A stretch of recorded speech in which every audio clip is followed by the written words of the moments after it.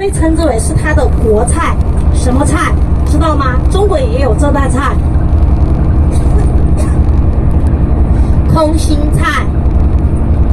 对啊，但是的话，我仔细的品尝了一下啊，越南的空心菜跟中国的空心菜吃起来还是要不一样点，它要稍微细嫩一点，要脆一点口感。中国的呢稍微要老一点点啊。那么越南这边呢，它很多的蔬菜它是自给自足的，所以说很多的时候，我觉得说，到了一定的年龄，我们都说吃饭只吃7分饱8分饱，但是这一次你们来越南，我倒建议你们吃的每一顿都吃的饱饱的。为什么？因为别人的这个蔬菜也好，水果也好，它是没有什么的，它没有农药残存。中国人每一天都在吃什么？中国人特别的抗造。我经常说这样的一句话：中国人每天不吃中药，不吃西药，天天都在吃农药。你们有没有发现，现在我们买回去的菜放在冰箱里面，很多的蔬菜它1个月都是不坏的，它凭什么不坏呀？那个农药的残留它实在太超标了。然后还有一个，包括水果，那各位贵宾们，所以为什么有朋友说越南的水果价格怎么样？榴莲特别的便宜，人民币大约也就是10块钱左右吧。性价比高其实不是最重要的，最重要的一点是什么？最重要的，人家真的是树上熟呀，人家真的是没有农药的残留。那么像中国好多的水果，你们吃吗？以前有一种天价水果叫做阳光玫瑰，它刚刚出来的时候有一个特别好听的名字叫做秦王，你们还记得吧？那个时候要卖多少钱一斤？100多，最高的时候卖到过500块钱人民币一斤的。可是我跟你们说了之后，你们一辈子都不会吃阳光玫瑰这种水果了。其实不光是阳光玫瑰，所有的葡萄打药是特别的厉害的。在四川的西昌有一个阳光玫瑰的种植基地，当地的果农告诉我，阳光玫瑰从种下去到采摘为止，一生当中它要经过多少次药物的洗礼？各位发挥一下你们的想象力哥太保守了，1个星期3、2次一共要经历47次的农药的洗礼。所以说你们觉得说光靠你们洗涮那个农药的残存，它能不能够洗得干净？不能。所以中国的食品安全其实是问题是非常的堪忧的。但是来到这边你们可以吃到健康的水果、健康的蔬菜，包括榴莲。不要觉得你们在国内花了大价钱买的榴莲，国外运回去的，国外既然没有打农药，那就没有农药残留。不为什么？因为榴莲如果说从泰国运到中国的话，需要多久的时间？就是从泰国到中国，它要经过一个地方，这个地方叫做泰国湾，进入到中国要至少半个月的时间。那么在这个半个月的过程当中，你们觉得那个榴莲它如果说不浸泡药水的话，到了我们的手里面还能吃吗？绝对是不能的。所以说这一次你们可以实现你们的一个水果自由了所以说越南的第一瘦它叫做什么呢？越南的美女的腰非常的瘦。那么越南的第2瘦，来各位看一看咱们的这幅地图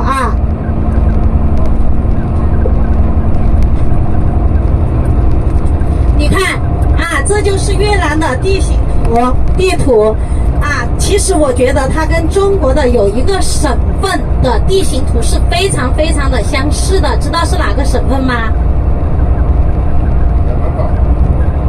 就是甘肃省。只不过说甘肃省呢，它是这样的，对不对？甘肃省，你们把甘肃省的那个地形图拿出来看，它是一把玉如意。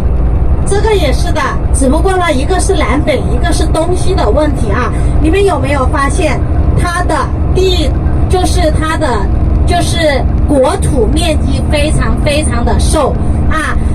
越南的国土面积呢，它是33万平方公里，相当于是中国的哪2个省呢？相当于是中国的广西和云南之间。因为广西省昨天跟你们说了，它的国土面积呢23点几万平方公里，云南呢是39点几万平方公里，越南的国土面积33万平方公里啊。那么它的南北呢是非常的长的啊，它有很长很长的海岸线。就像你们说的一样，越南这个国家它穷不穷？由于它特殊的地理环境，注定它不会穷。为什么？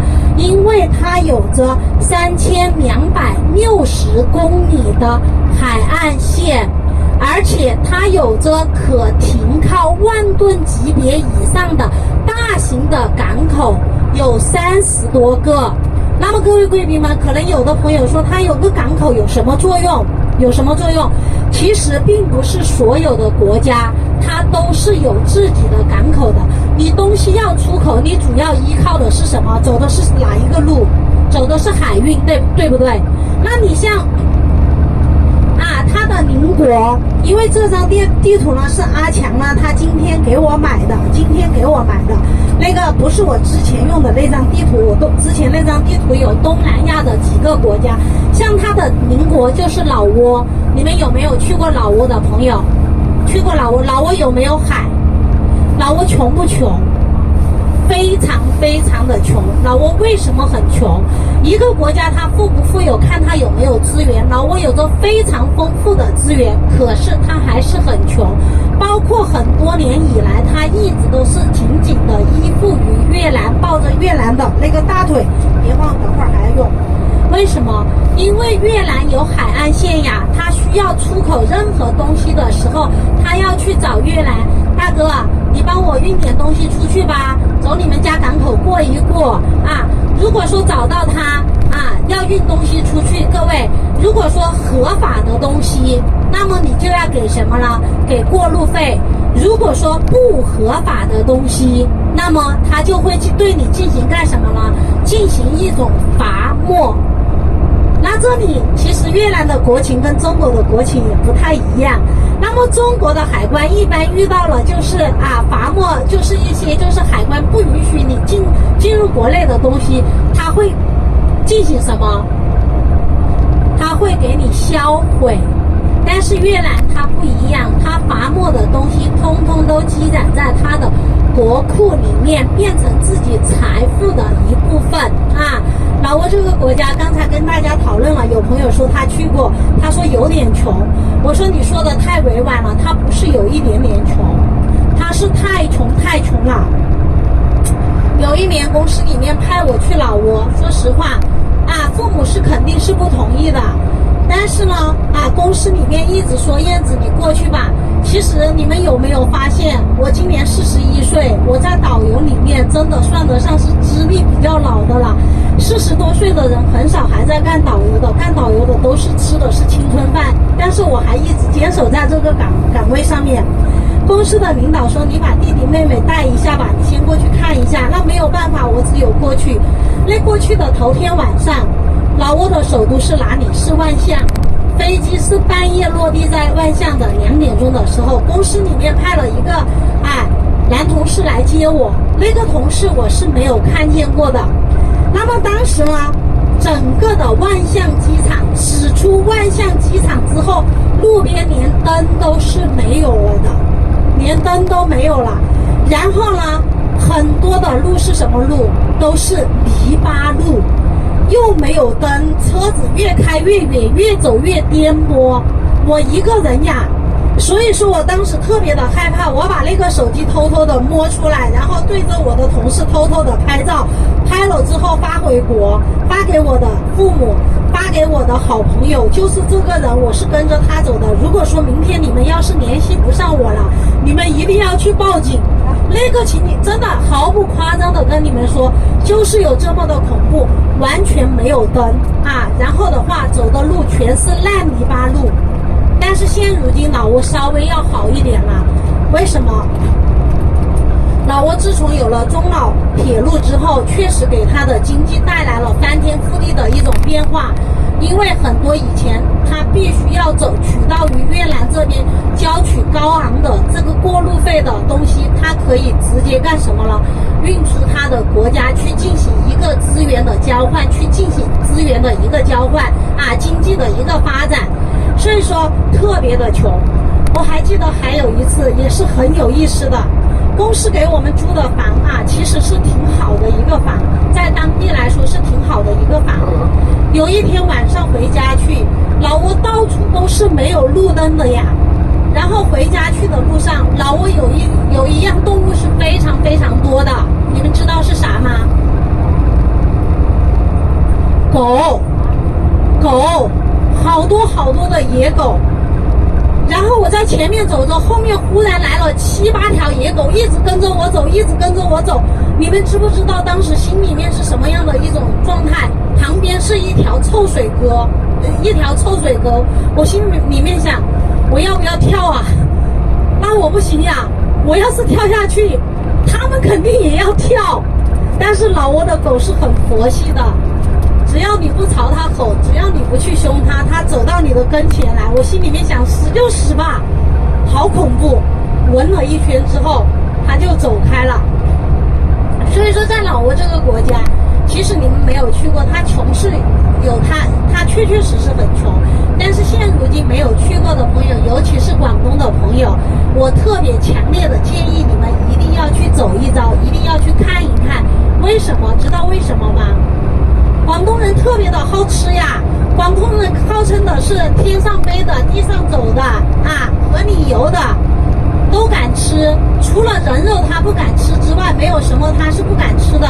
广东人是特别喜欢去老挝的，为什么？因为他们现如今在老挝，你们是可以合法的吃到一些中国的加入了世界野生动物保护协会组织的一些珍稀的保护动物的，包括穿山甲，包括熊掌这些东西现如今你们还可以去。但是过2年的话，说实话，随着资源的枯竭，你拿着钱不一定吃得到。现如今你去老挝，你是可以合法的吃得到的。在越南这个国家吃得到不？越南这个国家它加入了世界野生动物保护协会组织，但是在它偏远的山区，有一些老百姓到现如今为止，他仍然是吃不起饭。偏远山区依然是靠打猎为生。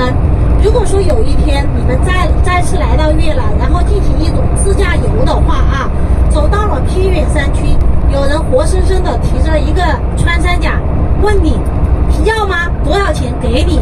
不要觉得很神奇因为这些人他是吃不起饭的，国家管不到那里去。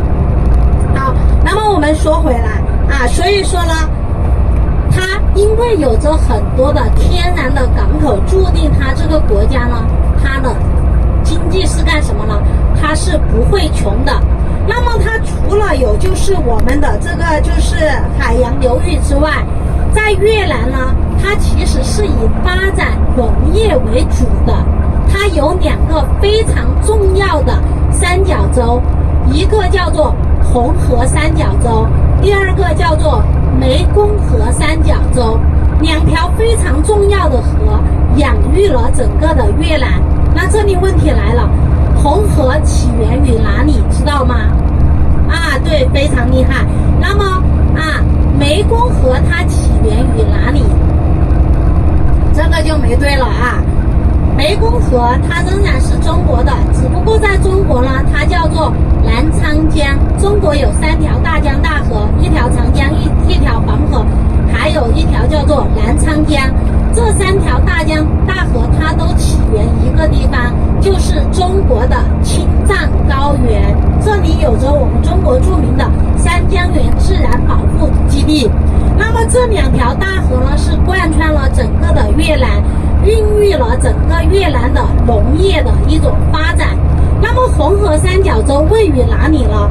越南是一个非常非常特殊的一个国家，它属于是什么国家？跟中国一样走的是什么路线？是不是社会主义社会？世界上总共现如今有几个国家它是走的是社会主义社会的这样的一种意识形态、社会形态？5个，哪5个？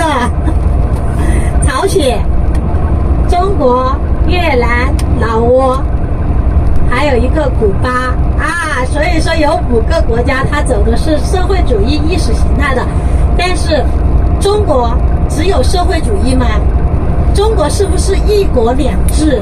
像香港它其实走的是资本主义的路线，越南它也是这样的，以北纬17度为界限啊。